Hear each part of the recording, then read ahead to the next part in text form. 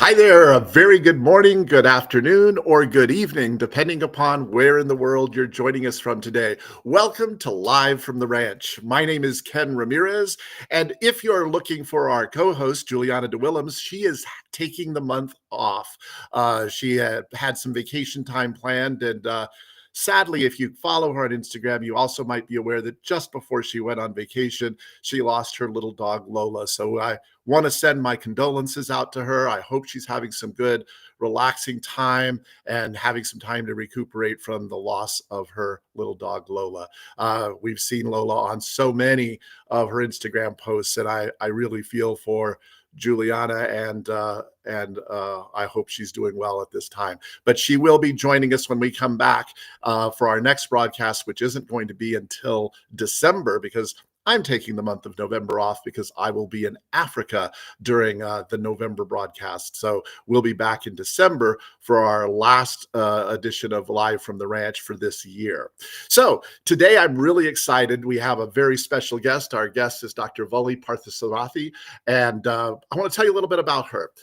She is the owner of Synergy Veterinary Behavior, a veterinary specialty practice in Portland, Oregon. She helps families whose dogs, cats, birds, horses, and other species show problematic behaviors. Her goal is to help support positive behavioral change through greater mutual understanding and improve relationships between people and their animals. She's been invited to speak at national and international conferences on topics in veterinary behavior, ranging from early recognition of problem behavior and treating behavior problems in various species to making veterinary care less stressful for patients. So, Vully, welcome to Live from the Ranch. How are you doing today? I'm doing well, Ken. Thank you so much for inviting me today. I'm really excited.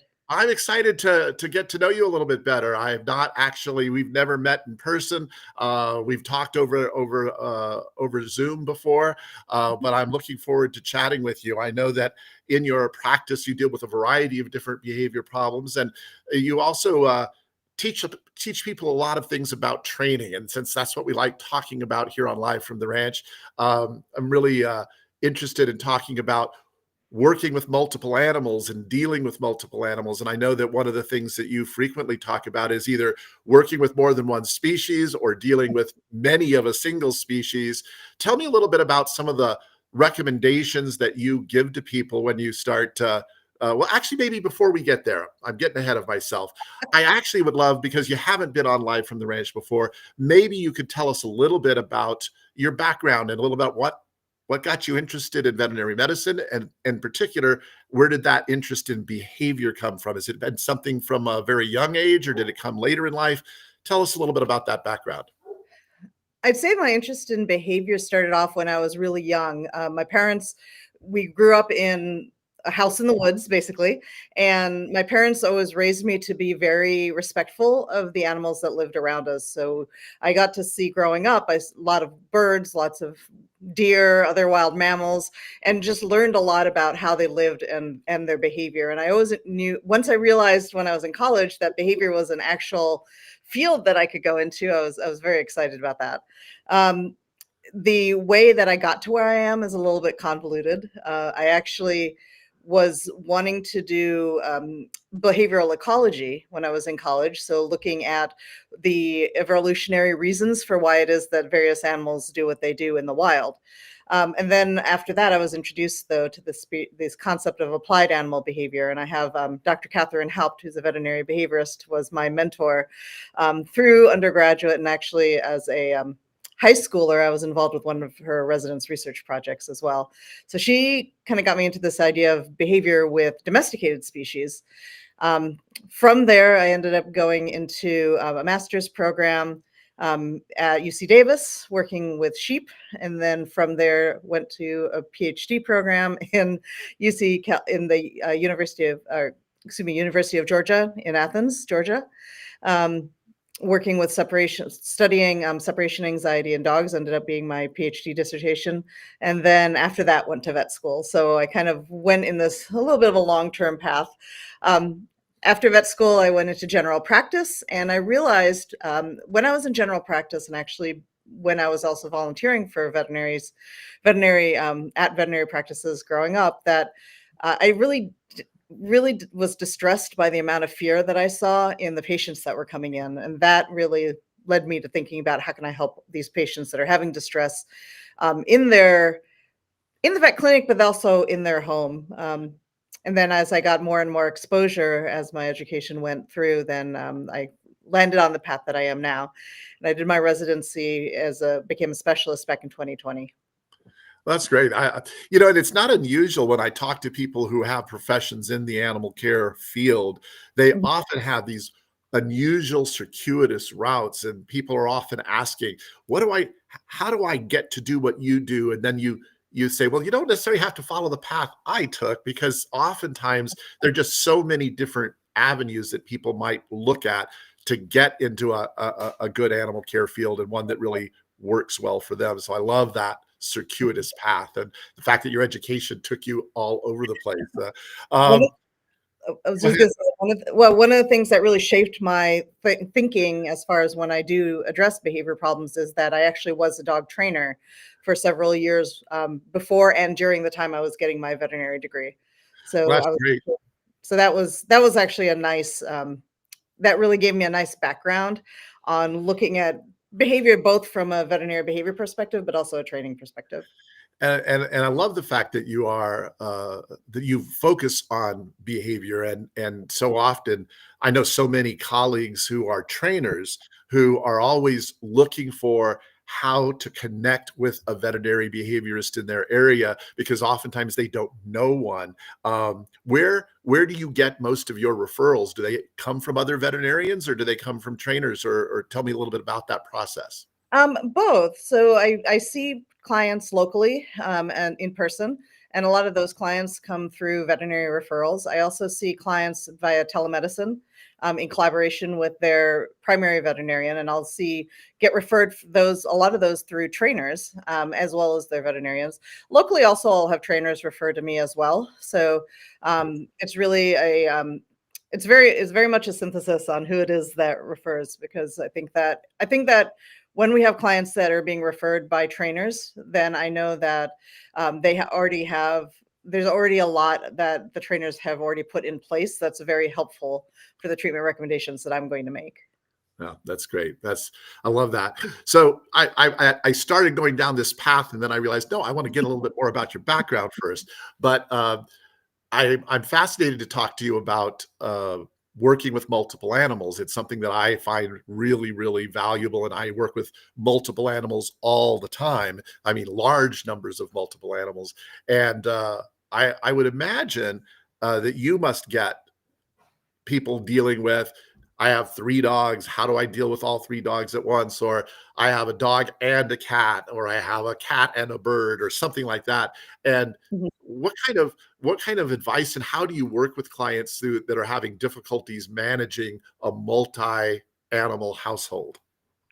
Yeah, we do get a lot of questions about that, and a lot of the patients that we work with are coming to us specifically because uh, they're having difficulties between the animals in their home that they're trying to take care of. So either inter-dog aggression or inter-cat aggression, or between the both of them. So Yeah. um, for station and that's where I ended up talking a lot about stationing, which I know we're going to be talking about in a little bit. But um, when I'm addressing these dogs and cats and birds, I think about what can we do first to reduce the likelihood that they're going to practice the behaviors that we don't want, and then from there, how do we start teaching them alternative behaviors, but also do it in a way where they are in a really positive mindset, where they're conditioning positive emotional responses when they are around these other animals that right now are causing them distress. No, and I love the fact that you brought up stationing, because that I did want to talk about that. That's one of the subjects that we're talking about today. And Mhm, for me, stationing is a because I maybe it's because I really got my professional start working in a zoological world, where when we're working with 7 animals or 10 animals at once, the only way to get order out of chaos is give them all a place to be, so that that's their safe place and their comfortable place to be when we work. But I often, when I talk to dog trainers, sometimes even the word stationing just goes over their heads. They don't even understand what it means. So when you are talking to clients and recommend, do you recommend that they teach their animals to station? And what does stationing mean to you? I often do talk to my clients about stationing, and when I also have trainers on staff, so I might say that I recommend that they do stationing in this portion, or there are certain protocols that we use where stationing is part of it. Stationing to me means for an animal to go to a particular spot and stay there, or at the very least, be led to a particular spot and know to stay there. I also think of it as something where only good things has happened to that animal in that area. So I think sort of going a little off track, when sometimes when I'll explain it to people, I explain stationing as, when you saw back in the day when you had zoos and you had the lions and tigers, they would be on these pedestals, Right. and that was their equivalent of stationing. But we're wanting to do a similar thing, except instead of using the whips and the chairs, we're going to be using treats and positive reinforcement, so they'll actually love being on the station, not that they're worried to get off of it. And I would imagine, at least I'm assuming, that when you talk about a station, you're not talking about a specific thing. Like everybody doesn't have to go out and buy platforms that their animals sit on necessarily. I mean, they can. There's some really good ones out there. But Mhm. if you have a bird, the bird could be stationed on a perch or on something that they normally are on, or your dog could be stationed on a mat or on something different. It can be really anything, right? Right, and that brings up a really good point, that with especially when you're working with different species, you have to be aware of what that species tendency tends to be when it comes to where they feel comfortable, because again, if you're talking about making this a positive experience for them, it can't be in a situation that's physically uncomfortable. Right. So actually, if we could pull up the photo of the dog and the cat. Yeah, we have that available for you. Yeah, so this was actually taken by my veterinary technician, Jen Fiendish, who's a VTS in behavior. Um, and she is so these are her two dogs, Kevin and Betty, or her dog Kevin and her cat Betty. So this is a version of stationing. Sure. What the reason why I wanted to show this photo was that for cats, when I'm working with dogs and cats, oftentimes I'll have the cat being, and cats in general. I like having cats on an elevated surface Sure. because for a couple of reasons. One is that it often provides a little bit more security for cats. Cats oftentimes like to climb in order to feel a little bit more secure. So I often have them on elevated surfaces. The other thing that is nice about this is that cats are naturally three-dimensional. So they're naturally going to be climbing on top of other items. So let's use that to our advantage and put some spatial dimension between the two. It also helps if we're doing reinforcement, because it makes it really clear to the different animals who it is that you're moving to reinforce at any time, because you're not only going side to side like you might if you have two dogs near each other, but you're also having that vertical difference as well. So it makes it a lot clearer for them who is actually getting reinforced. Um, so these guys tend to use these stations sort of naturally as resting spots, but they also have some cues of a verbal cue. I think Kevin has a verbal cue, go to a spot, and Betty has a visual cue of tapping on the bed. And I like the fact that the stations are just there. It looks like something that would be naturally set up in their environment. It isn't anything you had to bring in specifically for that purpose. They're just there and they become a Mhm, part of that animal's environment all the time. And one mhm. of the things that you said that I am such a strong believer in as well is that a station should be something that the animal feels comfortable and safe at. Often people get the idea of stationing and go, okay, I'm going to teach my dog to have his nails clipped when he's at station. And it turns out that's all they do at station. And of course, it Right. makes stationing not be a comfortable place. So tell me a Mhm. little about how you deal with that, how you make it a comfortable place for them. Yeah, and so there's a couple of different ways that stationing can be used, or that we've used it in our practice. One is that you can have a station that's kind of a rest station, which is what this picture that we had there was. You can also have stations that are stations where they expect that things are going to happen to them, or there's going to be some sort of training involved where they they know they're going to be that they know that something is going to be happening there. And so for pets, especially the ones that are a little bit more anxious or get a little bit more suspicious, we may separate out those those different um, those different stationing activities and have it be really predictable for the patient so that they understand and expect, they know what to expect coming into a certain situation. Often setting expectations is really important for the patients that we work with. No, I hear you. That makes a lot of sense. And so when people bring their dogs or cats or other animals in, do you work with them in a train? Do you expect the animals to have been trained to do some things, or is normally a visit just you just have to work with whatever the animal comes with? So in my visits, I come in and see what the animals already have, and then based on that, I can develop a plan for either me to talk about with the client afterwards, or for our trainers to work with. Um, most patients have at least some rudimentaries, like sit down. Stay is usually a little bit shaky. A lot of them know some tricks. Yeah, So that's often a great way to kind of break the ice a little bit, is getting sure. people to show their tricks. Not all, so some of them are stationed. Some of them do have a cue to station. Not all of them have been taught how to station positively. So sometimes I have to talk and educate clients about, yes, your pet knows, your dog knows place, but they were taught that place using something other than positive reinforcement, and there are associations that they can make emotionally with that cue. Right. So talking about how we sometimes have to reteach cues or reteach behaviors with a different cue to have a different emotional context for them. Okay, interesting. Now, I was just curious before we're going to have to take a break in just a minute, but before we do that, I was wondering, um, what are what is the when we were talking about stationing and working with multiple animals, Mhm. uh, do you what's the most number of animals you've had someone wanting to try to work with at one time in a household? Like, or how many, like three different species or Oh six my different god. animals? I'm just really curious as to the variety of things that you see. Well, probably the largest number of dogs, which we actually didn't end up treating through other reasons, but I think they had nine. All at So one time. all, That's yes, amazing. they had 9 dogs, and, there was another place that had, like, 13 cats. We didn't try stationing with all of them, but, yeah, sometimes we do have people who have a large number of dogs, and sometimes what we need to do is we need to focus just on the 2 or 3 that maybe are the ones that are the most disruptive, or the ones that are causing the most concern, and then kinda work outwards from there.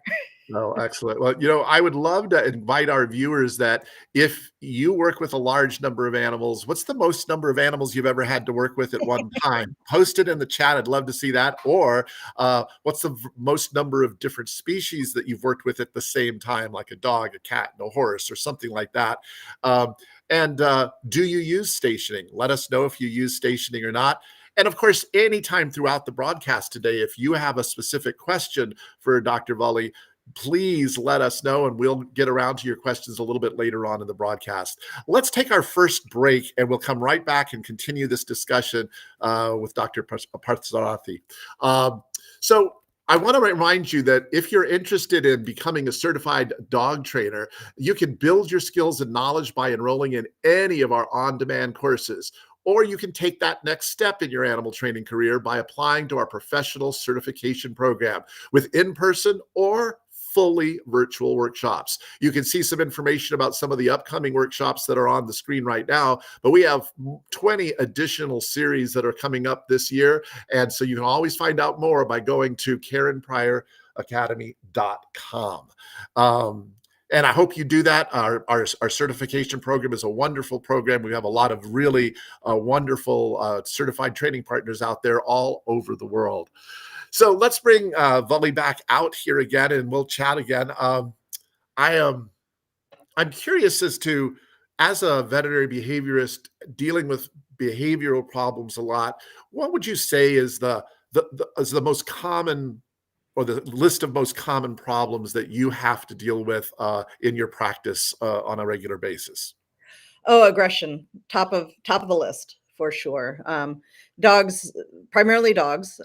Dogs either showing aggressive behavior towards other dogs or people on walks. Dogs showing aggressive behavior towards their people in various ways. Dogs showing aggressive behavior towards other animals in the house. With cats, also aggressive behavior is up there, and then also litter box issues. I do have a lot of sound phobic pets, so various fears and phobias. Separation anxiety is another big one that we deal with, and then repetitive disorders like repetitive tail chasing, shadow chasing, light chasing, other motor behaviors that seem to be repetitive in nature. So just to name a few. Do you tend to see the repetitive behavior problems more common in felines, or is that common problem with both dogs and cats? It can be common in both dogs and cats. They present differently. Most recently, I've been seeing more dog ones, but it can be in both dogs and cats. And I'm going to go off on a tangent a little bit because I love being able to talk about something that I don't know anything about. And certainly I deal with aggression cases all the time. Separation anxiety is pretty common for me as well. But what I do not hear a lot about, and I've known some animals that have some of those kinds of repetitive chasing their tail or being obsessed over a reflection on the ground or things like that. But I've Mhm. never really dealt with them myself, and I'm not even sure how you begin diagnosing that and then how you go about treating it. Can you talk a little bit about that? Yeah, yeah. So just to set context a little bit, when I think about repetitive behaviors, so tail chasing, excessive grooming, excessive chewing on themselves, like we're saying, like something called stargazing, where they're kind of looking up at the sky, light chasing, shadow chasing. Um, all of these are considered, sort of these competitive or repetitive type behaviors. When we start seeing repetitive behaviors, one of the first things we want to consider is whether there's a medical component to that. So if you come across a pet who's having a repetitive behavior, the first thing I recommend is having a good medical workup done, because what has been found is that for behaviors like tail chasing, for behaviors like excessive grooming, looking at themselves, oftentimes, and actually the majority of times, there are medical concerns that are underlying some of these behaviors. It may not Treating those underlying medical causes may not get rid of the behavior fully, but if we don't treat those behaviors, then the behavior definitely won't go away. And sometimes they're causative, where that is the reason why the behaviors are happening. So, for example, if we have a dog with a pinched some lumbar sacral area, that is spinning because it's painful, then all the behavior modification in the world isn't going to help that. Or if we have a cat who's over grooming because of skin allergies, which is actually skin conditions are the main reason why cats over groom, not behavioral. So if we have an allergy going on, then behavior modification is not going to help them. Right. And I would imagine that if they do try a behavior modification program, if it worked at all, it would only be a quick short-term fix because the health concern is still there. And so Yeah, you might see some improvement, because oftentimes these behaviors also have an anxiety component to them and a behavioral component to them. So you may see some improvement, but you're not going to see as much improvement. I often, depending on the patient and depending on where we are and what other behavioral concerns are cropping up, sometimes they can be good candidates also for behavioral medications like anti-anxiety medications to help reduce the overall stressors that may be contributing, because we do know that repetitive behaviors or compulsive behaviors have an anxiety component to them. So if we can reduce that underlying anxiety, then that can help as well. well, you may have already you've pretty much answered this question, but I want to bring it up. Anna Wong, one of our viewers, says, in what proportion of her cases does she find that there are physical or other medical concerns like pain or GI upset associated with the behavior concerns? You sort of answered that, but is it a large percentage of I have a behavioral problem and it really turns out to be a medical problem? That's a really great question. Thank you for asking that, Anna. I would say that so the research has shown that up to about 80% of patients who come into behavioral clinics have some sort of physical component that could be contributed in association with their behavior concern. I would say that in my proportion, I would say at least, or in my practice, I would say at least 50% of pets come in with maybe even higher, 50 to 60% of pets come in with some sort of medical condition or have some sort of medical history that makes me wonder about some chronic discomfort that is going on that could be contributing to the behaviors that they're seeing. And I think of it as in it's not necessarily one or the other. There's always a combination of both. So it's really rare. It's happened a time or two, but it's really rare that if we treat the physical, that the behavioral part goes back to absolutely normal. So usually there is some work that should be done on the behavioral side as well, but it's the two of them working together.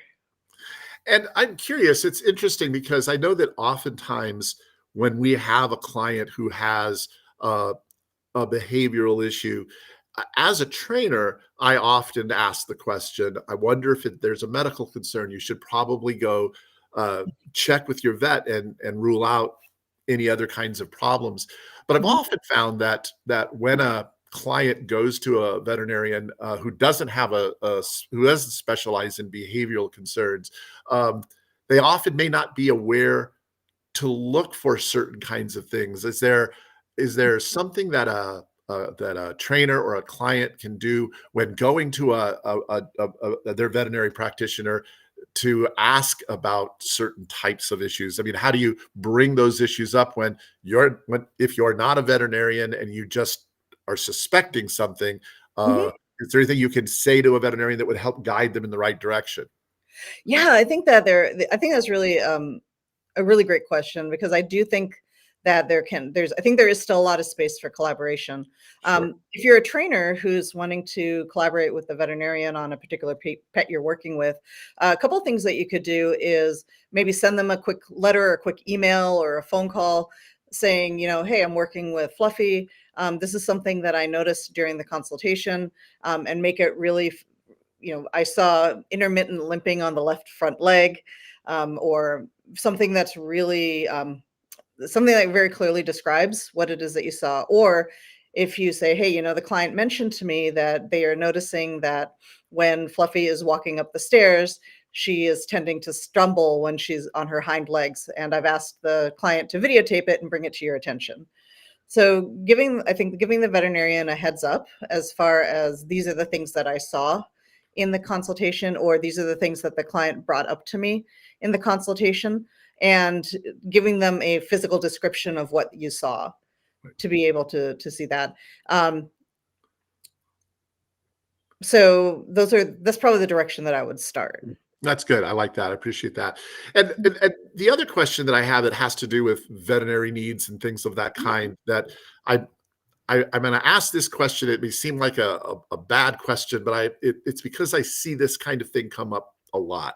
And I don't have an issue with this, but often when someone has seen a certain kind of behavioral problem and seen that their veterinarian or their veterinary behaviorist has regularly prescribed a certain medication, I've often seen trainers make the mistake of saying, you should ask your vet if they can go on gabapentin or if they can go on this drug or on that drug. Right, And I right. always go, oh, you really should stay away from recommending even suggesting a medication. It's really Mhm, better to, and I'm curious to see your perspective on how you would recommend to a trainer mhm. that they bring up concerns to the veterinarian, because I can't imagine. I know most veterinarians will really take offense if you say, "I'm wondering if this drug would be good to take care of this particular issue," when that is not should not be their role and something they should definitely be staying away from. I just wondered if you could address that and talk about that from your perspective. Yeah, yeah, yeah, thank you.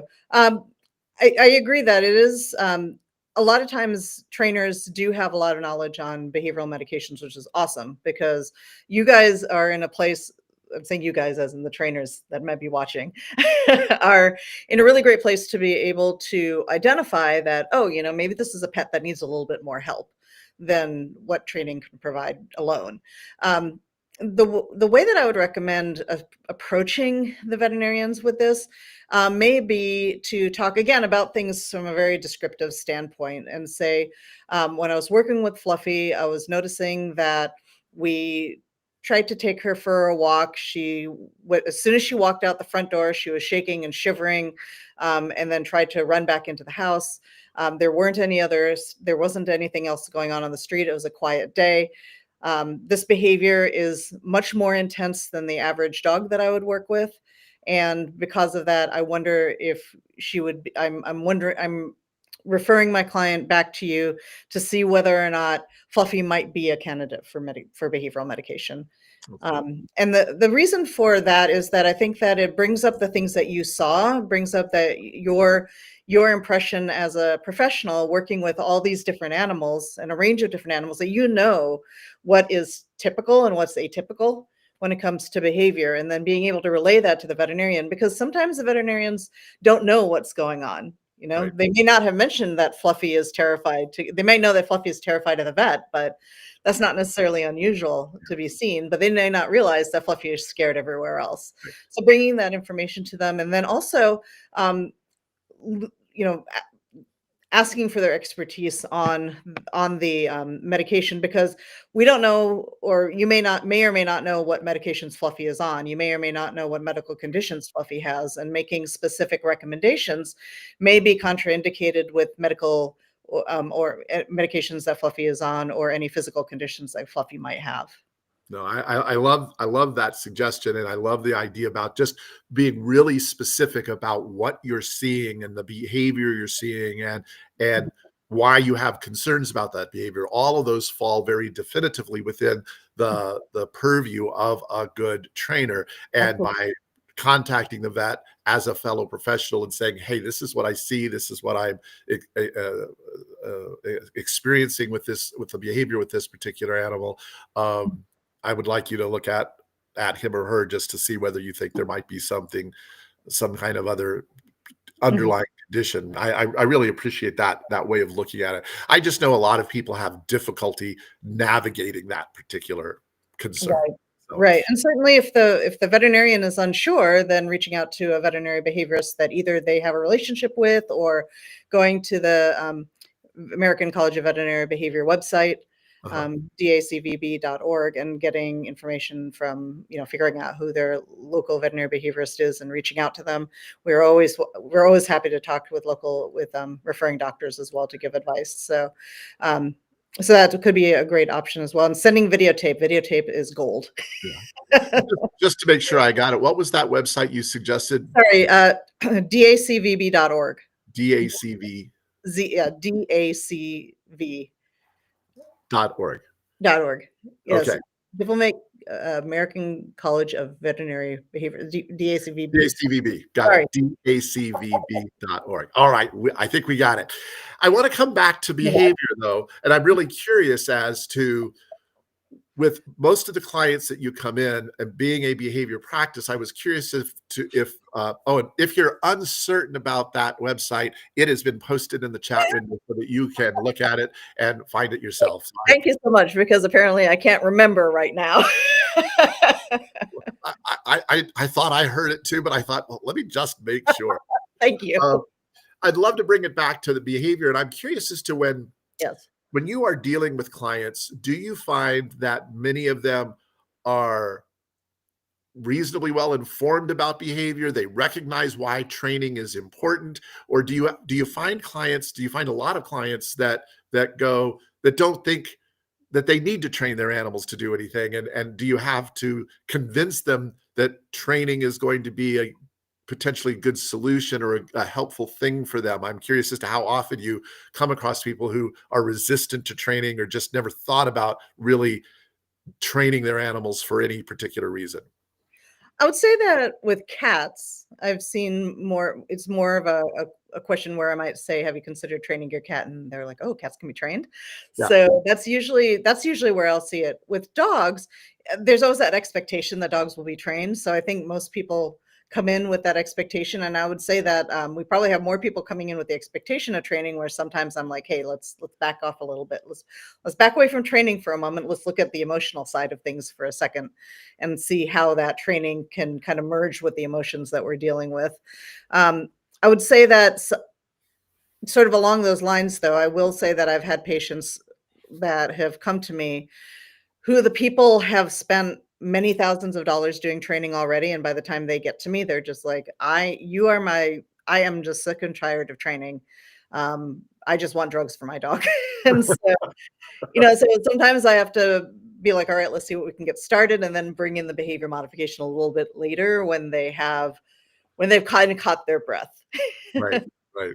Because it can be overwhelming. I know it can be overwhelming, and I think a lot of times as trainers, we spend our entire day thinking behavior and doing things with behavior and modifying behavior, just simply training simple things.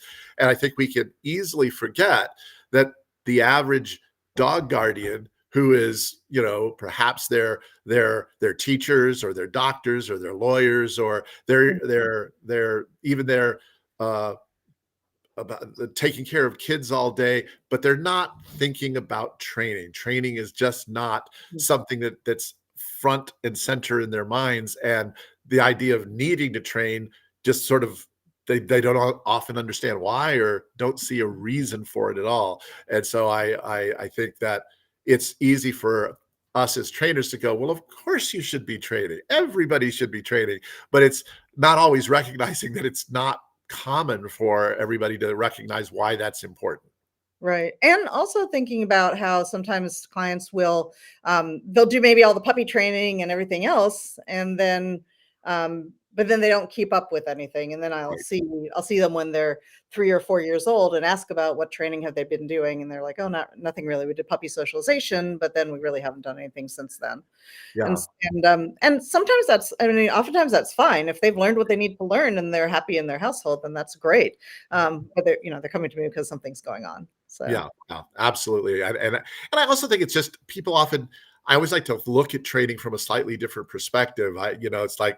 It's like good food, good veterinary care, good mm, housing. I think training is an important aspect. And while I think yeah, it's critical that you always be thinking about training, it doesn't mean you have to train a new behavior every day. It's not even about, but it's just about looking at how your actions and how your interactions with your dog or your cat affect their behavior and make yeah, them comfortable or make them less comfortable yeah. or things That's like that.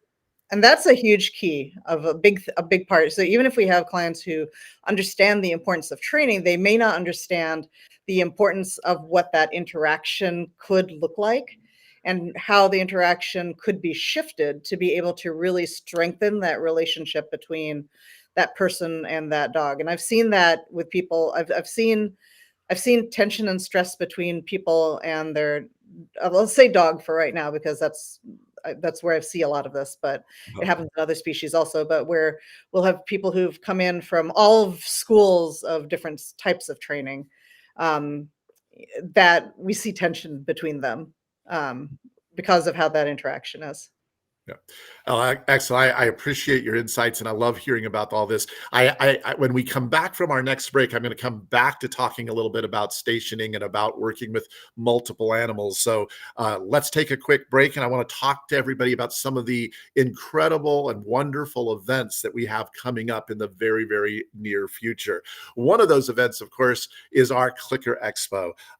Clicker Expo is a conference with a chance to immerse yourself in a positive reinforcement training and connect with a very welcoming community of trainers who work with all kinds of animals. And in fact, you can join us virtually at Clicker Expo in January, or you can come out in person, and that will be taking place in March in Westchester County, New York. And we hope to see you at one of those events. You can see them both up on the screen right now. Also, I'm very excited to announce that we just opened up registration for our week-long immersive courses here at the ranch. It's about an hour south of Seattle, right here in the foothills of Mount Rainier. And you can learn all about the courses that are on the screen right now and get early bird savings if you sign up now at clickertraining.com. I'm really excited. These are all classes that we'll be doing in 2026, and I'm really looking forward to seeing some of you here at the ranch. All right. Having talked about those things, let's bring Dr. Parthasarathy back onto the screen, and I want to talk to you about the fact that you have agreed to conduct some live classes for us. In fact, we've got your first live class with us coming up next year, and I think it's in February is when it's coming up. And you're Yeah, going to be talking about stationing and working with I am. multiple animals. And I think for a lot of people, they might ask the question, well, didn't you already talk about stationing? We just talked about it a few minutes ago, and that's all there is to say about it. What would people learn by taking a class on stationing and working with multiple animals if they took the course from you? My goal is to get people to think more about stationing not as a specific, not just as a singular behavior, but also think about the ways, some of the subtleties of how it could be used. So, for example, with the dog and the cat picture that I showed earlier, this was a stationing behavior that was taught, but it wasn't as formal as some of the other stationing behavior that we might sometimes see. There's also very formal stationing behavior, or what I consider more formal stationing behavior, and stationing behavior where training is being done maybe to touch this animal. I really like stationing, though, kind of like what you were talking about, was if we're having multiple animals that we are trying to work with them at the same time, and or try to figure out if we're trying to do, for example, desensitization with them. If we have two animals that are concerned about each other, we can use stationing as a way to help them be able to see each other in a way that's still calm and relaxed, and be able to have some management over what their movement is and where they go. Excellent. No, I love that. And this particular class has participation spots Yeah. in it where people can come and participate with their dogs or cats, and then there are observer spots, more or less, where they can take in the classes, watch the training going on, but they don't necessarily have to do any training themselves. Um, are you looking for people to participate who actually do have multiple animals, or it That would can somebody who has just a solo dog still take the class and learn something from it? I think that someone who has a solo dog probably could take the class and learn from it. My hope is to have a variety. My hope is to have multiple people who have multiple animals, and ideally multiple species, so that we can look at, not only talk about what I'm, the foundations and the concepts that I want to discuss about with stationing, but also be able to share with each other what it is that we start doing with multiple species. Because for me, at least, that's where some of the joy in behavior comes from, is seeing how can we take these concepts and how can we start applying them to all these different species. That's actually one of the big reasons why I became a veterinary behaviorist, was because I really love this idea of taking these concepts and taking them across species. So if we have a bird and a horse, or if we have a horse and a dog, or a dog or a cat, I think that all of those could be really wonderful opportunities for us. So thinking about what have you done stationing, and have you maybe inadvertently taught a stationing behavior? So if you actually pull up the second photo that I sent in, the dog and dog. Oh, yes, there's a great photo of these 2 dogs, and when you look at this photo, you wouldn't necessarily think of them as stationing, but Right. So this was a photo taken by Sarah McClowdery, who's done some Karen Pryor classes. yes. And this is the dog on the bottom is, um, is her dog Lindy, and then this is her puppy Essie. And Sarah had a mat that was in the kitchen that she had taught Essie to go and lay on the mat. And then she picked up the mat one day to go to the bathroom, or to go and wash it. And so she asked Essie to go station, thinking that Essie would go and station in the area of her mat. Instead, Essie went and then stationed on top of Lindy. So for her concept of what she had learned was, I need to be on top of something. Not necessarily the location, but I think that was such an excellent. I was so happy that she sent this to me, because this is such an excellent example, I feel, of how sometimes we can be teaching one thing, or thinking that we're teaching one thing, and then actually the animals are learning something else entirely. It is so true. You wish you could ask your learners, "What is it that you think I just taught you?" Because in having played the human version of the training game where you have another person do something, you have the ability to ask them, and so often you can get what looks like the behavior you were looking for, Right. except when you ask them, their explanation is totally different because they believe it's something else. Mhm. So, yeah, Yeah. that's So such a true. anyway. Well, you know what? We've gotten a number of questions that have come in, Oh, and I want to go make sure we have time to ask for them. And so, okay. one of the questions asked by Sarah K was, what are the options for dog trainers who have no veterinary behaviorists nearby? If you don't, if there's none in your area or you don't know of any, Mhm. what do you do? How do you find some? What's the solution to that? Sure.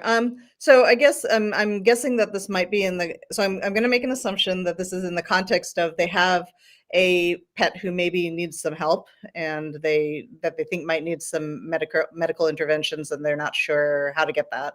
Um, I think that as far as if there aren't any veterinary behaviorists nearby, seeing are there um, trying to feel out in the veterinary community that you have, are there veterinarians who maybe have an interest in behavior? There are several, even when there aren't veterinary behaviorists around, oftentimes there are veterinarians who are going to CEs, continuing education on veterinary behavior and behavioral problems all the time. So the idea of how to treat behavior problems is becoming more and more accepted in veterinary medicine, which is really wonderful. So maybe reach out and find out, is there a veterinarian in the area that is has a special interest in behavior, and maybe reaching out to the veterinarian that this person actually has is working with, and if they're unsure, then go ahead and send them to the link that we were talking about earlier to give them a resource for where they can go to get more information. Right. Excellent. I love that.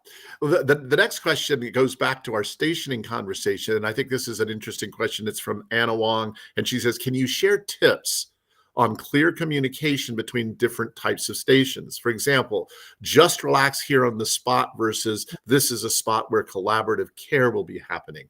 Do you try to differentiate those kinds of things, or do you want them all to be looked at as the same thing? It depends. It depends on the animal. Mhm. So it depends on the learner. Um, so for my dog, for example, he has a spot that he goes to where he kind of goes and plays with his clothes, plays with his toys, and all this sort of stuff. And if we want him to quit bugging us, we'll ask him to go there. And then if we are going to do his nails, we'll go ahead and do it there too. But we do have a little bit of a setup so that he knows the context has shifted. Right. So he knows that, okay, now it's going to be nail time. However, he's also a dog who has a lot of resilience and a lot of flexibility. So I know that it's not going to make him start getting worried about that spot or worried about me approaching him when he's on that spot. If I have a patient who I'm concerned, who's shown suspicion, what I call suspicion, where they are become very anxious about the client um, doing anything, or when interactions change from petting to, oh, now I need to check something out. Some animals get really worried about that. If I have that sort of situation, then I may suggest a separate spot for, okay, this is where we're going to do some training, and this spot over here, we're going to just let it be that you get treats there, or you get your toys there, or you get fun relaxing stuff over here. So you can see some situations where you definitely want there to be a distinction, and other times when you don't. Yes. From Yeah. my perspective, I'm always thinking I try not to make a distinction because I want my animals to go, well, this is where all sorts of good things happen. And Mhm. yes, on occasion we do something uncomfortable or Mhm. difficult, but generally this is the place that good stuff happens and where I'm really, really relaxed. But it's interesting to hear that there can be times when you might feel like you want to differentiate those for a variety of different reasons. Right. And just to clarify, if we are having a separate spot, it is still, this is only where good things happen. Right, But there's other stuff that happens that may potentially make this patient uncomfortable. right. So even though we want to try to minimize that, sometimes it can happen. So just making sure that we separate out so that it's really clear to them that, oh, okay, when I'm doing other stuff, they're not going to try to touch my nails. Yeah, and that is really helpful. Sometimes the different stationings can also just help you with different types of behaviors. They're uh, I love working with my dogs on an elevated platform because it means that when I'm doing medical care, I don't have to get down on my knees or get Mhm. down low. They're up at my level. While other times I want my dog to be able to jump off and run off and go do something quick, in which case I might want them to be on a mat as opposed to being so elevated. So I Right. think that's a really interesting thing. Right. I And also, also, yeah, could I go add ahead. Because that's the other thing that I wanted, which was really great that you brought that up, because sometimes the station can be a laying down station. That's kind of what I've been talking about so far, but sometimes you want to be standing at a station. Right. Sometimes you want to have particular behaviors at particular stations. Yeah, that's good. Yeah. And then Sarah asks, how might you employ stationing in a puppy class group? Do you have some suggestions for Sarah on that one? Yeah. Um, so with puppy class, so when we used to run puppy classes, one of the things that we would do is have people bring like a little mat or a little piece of towel or a little washcloth or something, and then just really work on, because we would do the way that we structured puppy classes, at least, and of course this is different for everybody, but we would separate out like socialization times with skills and good manners time. And so during the skills and good manners time, we would go ahead and drop little treats on their little mat.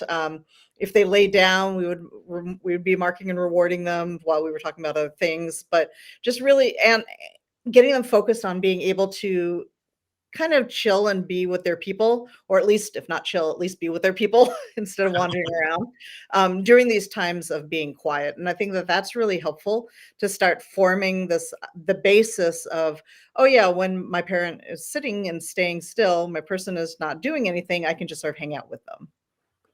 No, that makes sense. No, that's good. You know, one of the things that I found interesting that I often talk about when I'm talking about stationing is the fact that the bigger the group, when we had the people write in and tell us about the number of animals they've had to work with at one time, one of our viewers said that they worked with 6 at one time, and I find myself in situations all the time. There she goes, doghouse rules. She said 6.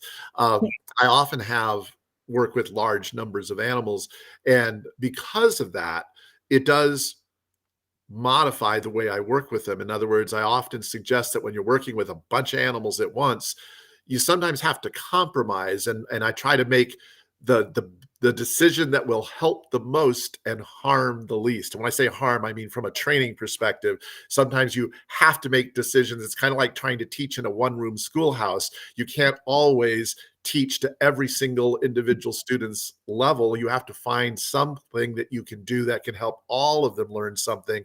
But sometimes there will be compromises that are made because there are so many of them sitting in front of you at one time, and you can't always isolate those needs. Do you have strategies for dealing with that, or is that not a problem that you've seen come up very often? No, it can absolutely come up, even with smaller groups. So one of the most common is where we have one dog that we're trying to work with, and the other dog who's on the other side of a baby gate screaming because he wants to be a part of it.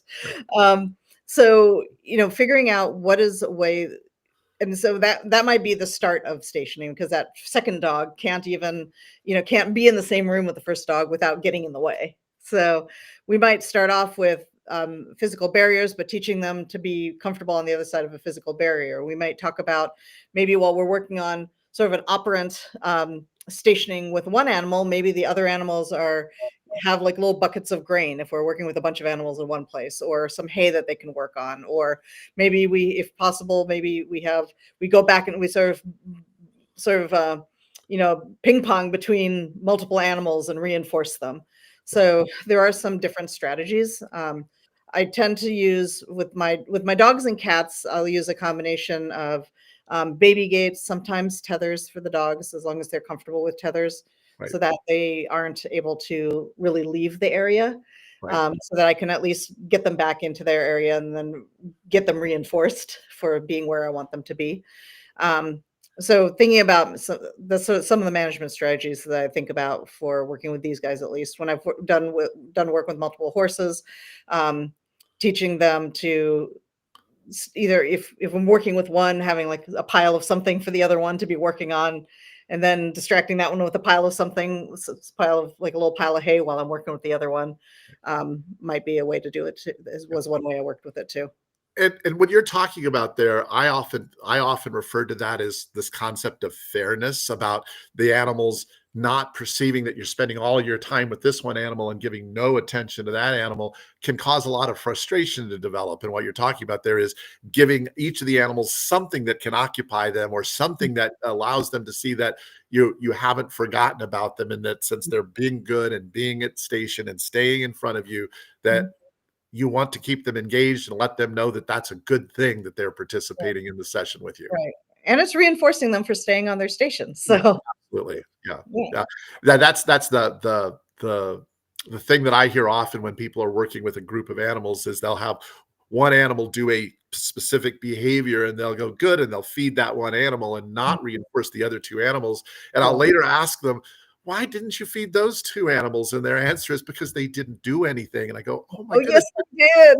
they did do something. They stayed at station." And Yeah. since I often work with aggressive animals, they stayed at Mhm. station and they didn't try to kill each other. I mean, to Right, me, exactly. it's It's a really important priceless. thing, and that oftentimes people overlook it. And I Mhm, think what happens is when you get around an experienced trainer who's worked with lots of animals like that before, mhm. they've taught their animals to be patient and take their turn, and they've learned that skill, but it isn't a skill that the animal's going to have at the very start. Right, yeah, you have to it's something that they have to build up, Right, so absolutely. Oh, that's so true. Um, I'm really, really fascinated by the fact that you're gonna be teaching this class on stationing because I think it's gonna be such a valuable class. I find it to be such an important skill that I think of it as a basic that I teach all animals because for me, it's just the foundation. I think mhm, of it as a place where behaviors start from, where behaviors get reinforced. mhm. I often think of it as a default behavior that Yeah, when in doubt, when your you're station. when you're not sure what to do, coming to this location and waiting there is the thing that's gonna pay off. It's the thing that's Yeah, gonna earn you the best reinforcement. And so I absolutely. love I love hearing that you think about stationing in a very, very similar way, and I think it's such a valuable behavior that I hope people don't look at that and go, "Ah, stationing, I know what that is." I think there's a lot involved in good stationing and a lot about how to prepare your animals for it and how to set them up for success. So I'm so hopeful that we have a good turnout for that class. I'm looking forward Me to too. I'm really watching that class develop. So thank you so much, Vali, for excited. being with us today. I am Thank you. really pleased to have had the opportunity to talk not just about veterinary behaviorists, but talk about stationing and working with multiple animals, which is, I think something that so often we talk about training. We talk about it as if we're always just working one on one. And in the real world, we tend to work with more than one a lot. And so understanding stationing has a really I think it's a really good place for everybody to learn more about that concept. Um, Absolutely. I thank you so much for coming on. Hopefully, we can have you on again in the future. I really appreciate your time today. I'm going to actually tell everybody a little bit more about the live classes and then say goodbye to everybody. And I just want to thank you one more time for being with us today. Thank you. It was my pleasure. I had a great time. Thank you so much. All right, great. Well, speaking of live classes, I'd love to tell you about our live classes, and I want you to have the opportunity to check out our upcoming KPA live virtual classes. They meet weekly on Zoom and include a video based curriculum and an online discussion group. And you can also participate in any of our on demand formats with access to the recordings and materials for an entire year. So if you want to learn more and get exclusive savings when the new classes open, you just need to visit KarenPryerAcademy.com and you can find out more about them. You can see Click to Calm Kindergarten with Emma Parsons is coming up right now. I'll be teaching snake avoidance training. We'll be registering for that class. I think next month. And then, of course, there's Wait Right There, station training for working with multiple animals with Bully Parthasarathy. Thank you so much for joining us today. I want to remind you that coming up next month, not next month, we are taking a month off next month. I can't get my month and my week straight. I'm going to be in Africa in November. So our next broadcast will be on December 4th. Juliana will be back with me on that particular broadcast, and my guest will be Valerie Bogey. Valerie is in a very interesting area where she works as a veterinary social work. And it's not something that a lot of people are real familiar with. And so I hope you'll join me in December when Valerie will be my guest. And I look forward to talking with her about veterinary social work and all of the things that that implies. Likewise, I want to remind you that if you have comments for us, you can visit us on the ranch website. Go to the ranch at .clickertraining.com. give us your suggestions, give us your videos, tell us what you'd like to see, other guests that you'd like to have here. And we always like hearing from everybody. So visit us online to find out more about that opportunity. And don't forget the many things that we shared with you that you could take advantage of that are coming up, whether that's becoming a certified dog trainer or taking advantage of coming to our Clicker Expo or visiting us here at the ranch, or learning about our real-time virtual classes that we call live classes that we've been talking about with Dr. Parthasarathy. Thank you so much for being here. It's been great. I miss Juliana. I can't wait to have her back with me next month or in 2 months. And I thank you all for joining us. Please have a wonderful day and happy training. Bye-bye.